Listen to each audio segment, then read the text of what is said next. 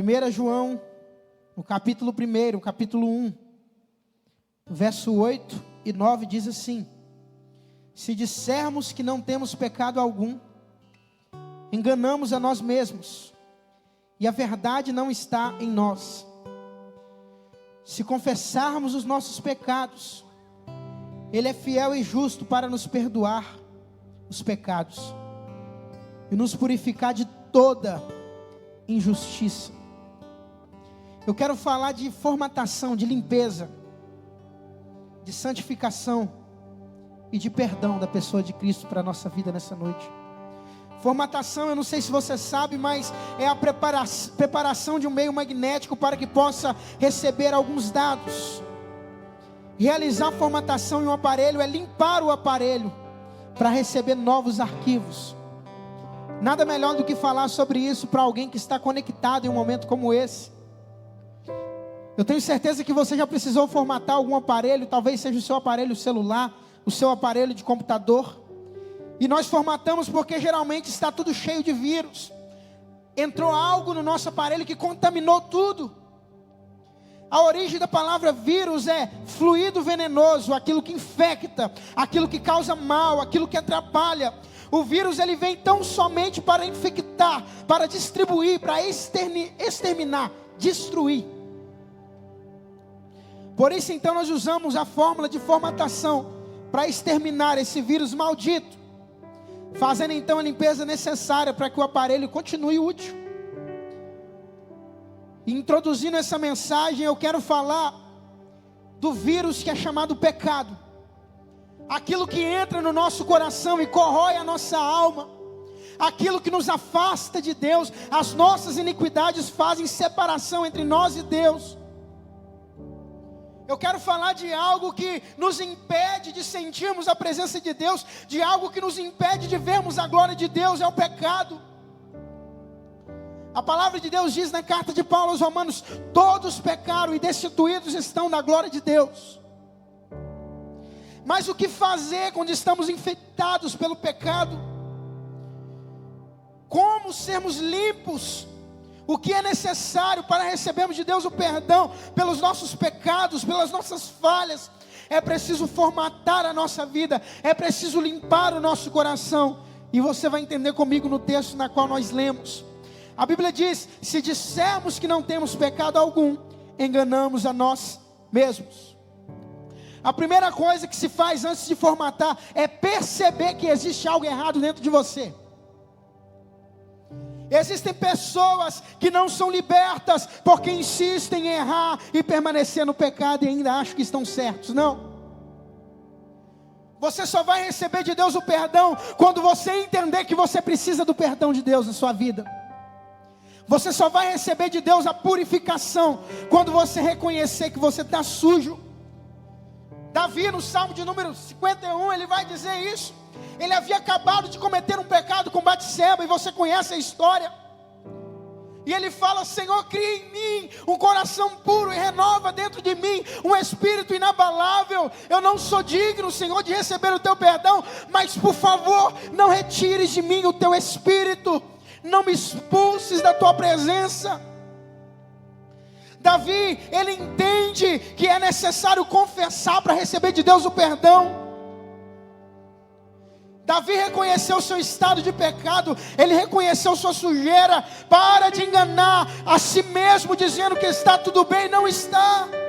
O pecado vai corroer a sua vida, o pecado vai corroer a tua alma, e o pecado vai te afastar da eternidade, meu irmão. Não engane a si mesmo. Se dissermos que não temos pecado, nós estamos enganando a nós mesmos.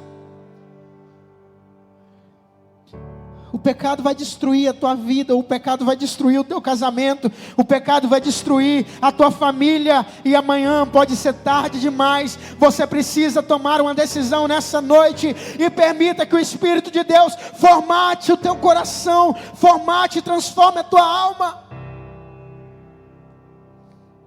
Permita que Ele formate o teu caráter enquanto é tempo.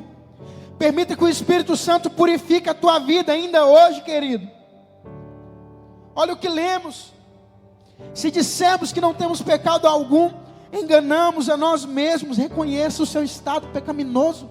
Reconheça que nós não temos capacidade alguma de alcançarmos de Deus o perdão, a não ser pela graça e pela misericórdia dele, irmãos. Se não fosse a graça de Deus, nós já teríamos sido destruídos. E o próximo texto vai dizer: e a verdade não está em nós. E a verdade não está em nós. Começa: se dissermos que não temos pecado algum, enganamos a nós mesmos, e a verdade não está em nós. Quando eu falo de verdade, eu falo da palavra de Deus. Já vai o Guilherme falar de novo na pregação sobre Bíblia. Sim, vocês vão ter que aguentar mais um cadinho. Vivemos em uma geração que já não se fala mais da palavra. Somos a geração que temos a Bíblia em nosso celular, mas ele é o último aplicativo a qual nós acessamos. Nós carregamos a Bíblia no nosso smartphone, mas o último aplicativo que a gente abre é a Bíblia. Precisamos urgentemente voltarmos para a palavra, porque é a palavra que fará com que nós vençamos o pecado. Cristo no deserto venceu a tentação com a palavra. A formatação que tanto precisamos dentro de nós virá quando meditarmos na palavra. E eu quero citar novamente: como o jovem guardará puro o seu caminho, vivendo de acordo com a tua palavra. Guardei a tua palavra no meu coração, para não pecar contra ti. A tua palavra é a lâmpada para os meus pés e a luz para o meu caminho. E conhecereis a verdade, e a verdade vos libertará. É a palavra que vai nos avivar, é a palavra que vai nos transformar, irmão. É a palavra que vai gerar nos nossos corações o arrependimento. Nós precisamos andar na palavra, viver na palavra, falar da palavra. Precisamos voltar urgentemente às Escrituras, porque é a palavra que vai gerar o arrependimento no nosso coração. Não tem santidade sem a palavra, não tem salvação sem a palavra, não tem libertação sem a palavra. A verdade precisa estar em nós, senão a gente vai perecer, irmãos. E o texto está dizendo: se dissermos que não temos pecado algum, enganamos a nós mesmos, e a verdade não está em nós, e sem a verdade nós não veremos ao Senhor. E o texto continua dizendo: se confessarmos os nossos pecados. Agora fala de confissão. Confissão é uma condição. Precisamos confessar os nossos pecados. Provérbios 28:13 diz: quem encobre suas transgressões jamais prosperará, mas quem as confessa e as abandona alcançará misericórdia. E quando falamos de confissão, eu preciso destacar algo que talvez não dá ibope também. Joelho no chão. Quando falamos de confissão, eu preciso falar sobre oração. É um assunto que talvez não dá ibope, mas toda terça a gente fala aqui com a juventude. Oração, palavra. Oração, palavra. Todas as terças, a gente não passa uma terça sem falar disso. Oração, falar de oração não dá muito ibope, né? Orar dá trabalho, porque para mim orar eu preciso deixar de fazer algumas coisas que eu tanto amo, para fazer algo que talvez eu não goste muito. A onda agora é chapar na presença. A onda agora já não se fala mais de oração, já não se fala mais de joelhos no chão. E eu quero te dizer algo nessa noite: você só vai vencer o inimigo da tua alma se você dobrar os seus joelhos e orar ao Senhor. Sem oração nós não vamos vencer. O que a Bíblia diz sobre oração? Jeremias 33:3: clame a mim, responder-te-ei, anunciar-te-ei coisas grandes e inacessíveis que ainda não conheces. Jeremias 29:13: vocês vão me buscar e vão me encontrar quando me buscarem de todo o vosso coração. Tiago 4:8: chegai-vos a Deus e Ele se achegará a vós. Mateus 6:6: entra para o teu quarto, fecha a tua porta e fala ao teu pai que está em secreto e Ele te recompensará.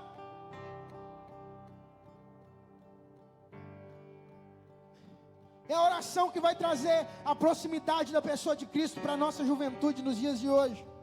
Sem oração não vamos ver a manifestar a glória de Deus. Precisamos voltar a ser a geração que antigamente era conhecida pelos seus joelhos calejados de oração. Precisamos voltar a sermos a geração que era conhecida porque falava da palavra de Deus. E vai uma palavra de Deus para você. Participe dos encontros de oração da tua igreja, meu irmão. Participe dos cultos de oração da tua igreja. É isso que vai transformar a tua vida. É isso que vai causar intimidade com Deus, de você e Ele. É a oração, irmãos, que nos aproxima do Pai. É a oração que nos faz entendermos quem somos diante de Deus. O que vai gerar algo novo na sua vida não é o tanto que você canta em um culto como esse, mas sim o tanto que você ora lá no seu secreto.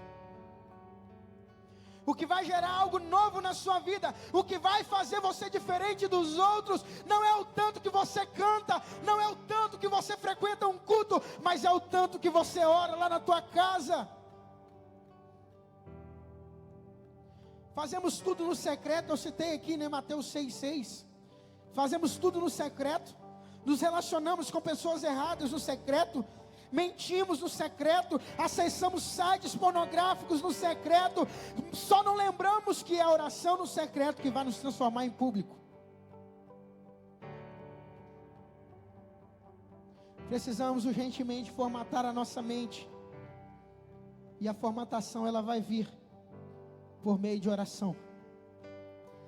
E depois o texto diz: Ele é fiel e justo para nos perdoar os pecados. Olha que lindo. Olha só, se dissermos que não temos pecado algum, enganamos a nós mesmos, e a verdade não está em nós. Se confessarmos os nossos pecados, Ele é fiel e justo para nos perdoar os pecados. Ele perdoa os pecados daqueles que confessam. Permita que o Senhor perdoe seus pecados aqui nessa noite. Entenda que Ele pagou um preço alto por você. Entenda que o desejo de Cristo é que os seus pecados sejam perdoados, é que os seus pecados sejam cravados na cruz do Calvário, é para que você tenha uma nova vida. Entenda que o desejo de Cristo é fazer com que seu sacrifício seja válido na tua vida, irmão. O preço de sangue de Jesus foi para te livrar do pecado. Se Cristo vos libertou, verdadeiramente sois livres. Entenda algo nessa noite: tem perdão para a sua vida aí na tua casa, tem perdão para o teu ministério, tem perdão para o teu casamento, tem perdão para a tua casa, mas você precisa confessar. Confesse, porque tu, Senhor, olha o que o salmista diz: és bom, pronto a perdoar e cheio de amor para com todos os que te invocam. O sacrifício de Jesus na cruz foi para nos trazer perdão. Chega de viver uma vida de pecado. Confesse o seu pecado ao Senhor, porque Ele deseja te perdoar nessa noite. Ah, Guilherme, mas eu errei demais, eu pequei contra Deus. Ei, não importa. O desejo de Deus é te perdoar mesmo. O desejo de Deus é perdoar a tua alma, o teu coração. Ele quer te salvar, Ele quer te libertar do pecado, porque Ele deseja te levar para o céu. O nosso lugar não é aqui, nós temos uma morada, nós temos um destino. Aleluia. Entenda que o perdão de Deus já veio sobre nós, agora a gente precisa compreender e vivermos esse perdão na nossa vida. Se Cristo vos libertou, verdadeiramente sereis livres. Ele já te limpou, Ele já te justificou, Ele está te santificando. Antes da gente encerrar, eu quero falar de 3 coisas. Existe a justificação, a santificação e a glorificação. O que é justificação, Guilherme? É quando Deus enviou o seu Filho, João 3,16, para perdoar os nossos pecados, para morrer pelos nossos pecados, para nos salvar. A Bíblia diz que Ele levou sobre si as nossas dores, enfermidades, iniquidades. O castigo que nos traz a paz estava sobre Ele. Pelas suas pisaduras nós somos sarados. Ou seja, Cristo morreu, Cristo foi espancado nu, para que eu e você fôssemos justificados. O que é justificação? É quando Ele vem e paga um preço que nós não poderíamos pagar. É quando Ele vem e diz assim: ei, vocês não podem alcançar o céu, mas eu vou pagar a dívida. Ele pagou a nossa dívida para que nós tivéssemos vida eterna com Ele. Justificação. E agora, santificação. O que é santificação? Santificação é quando o Espírito Santo de Deus ele foi derramado para nos santificar todos os dias. É um processo. Quando recebemos de Deus a justificação, todos os dias o Espírito Santo fica dentro de nós assim: ei, você pecou, você errou, vamos mudar isso aí. Eu ouço todos os dias o Espírito de Deus falar comigo: Guilherme, você acabou de cometer um erro grave, muda isso aí na tua vida. Santificação é a preparação de Deus para que nós sejamos como Ele. E a glorificação, o que é então? A glorificação é um ato final, quando nós teremos um corpo transformado, aonde não haverá mais pandemias, aonde não haverá mais dor, aonde não haverá mais pranto, aonde não haverá mais enfermidade, aonde não haverá mais morte, aonde só haverá vida, porque ali tudo será passado. Só que nós só chegaremos lá se permitirmos que o Senhor formate a nossa vida e o nosso coração. O processo final da formatação é quando o aparelho fica limpo. Olha o que o texto diz no final: Ele é fiel e justo para nos perdoar os pecados e nos purificar de toda injustiça. O processo final é quando tudo fica limpo, não é verdade? Mas esse aparelho ele fica limpo para que seja instalado novos aplicativos. É assim também com a nossa vida. Jesus ele já veio, nos purificou, nos limpou, mas agora nós temos o trabalho de manter a nossa vida formatada pela pessoa de Cristo. Nós temos agora o trabalho de vivermos em santificação todos os dias. Entenda que nessa noite Ele tem perdão e purificação para a sua alma, mas quando você sair daqui, o que você vai fazer com essa casa limpa? Quando tudo isso passar, quando essa live acabar e você desligar, qual conteúdo você vai abrir aí no teu celular? O que você vai assistir aí na tua casa? É você que decide, irmão.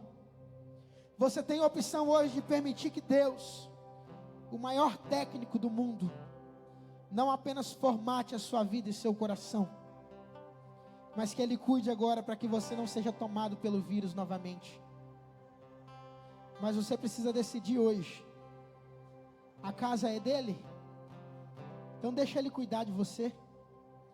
Apenas permita que Ele cuide. Permita que Ele limpe a sua casa e transforme o teu coração.